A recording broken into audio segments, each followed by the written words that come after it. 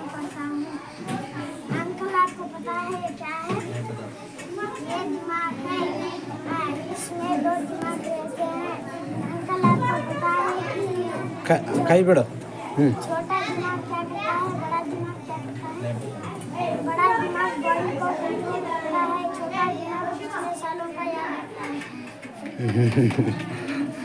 अस्सलाम वालेकुम, मेरा नाम विजय है, मैं 5वीं कक्षा में पढ़ता हूँ। अस्सलाम वालेकुम, मेरा नाम मोहम्मद हनीफा, मैं LKG क्लास में पढ़ती हूँ। हमारे पास LKG भी है।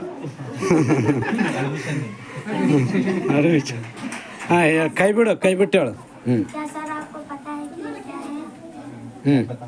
ये हमारा दिल है। क्या सर आपको पता है कि दिल में कितने हिस्से होते हैं? दिल में 4 हिस्से होते हैं। 2 हिस्से खून को बॉडी में छोड़ते हैं, 2 हिस्से गंदे खून को साफ करते हैं। क्या सर आपको पता है कि दिल कितना बड़ा होता है? आपके बाएं हाथ की मुट्ठी पकड़ो, आपके बाएं हाथ की मुट्ठी का होता आपका दिल होता है। क्या सर आपको पता है कि दिल की आवाज़ कैसी होती है? दिल की आवाज़ लब लब होती है।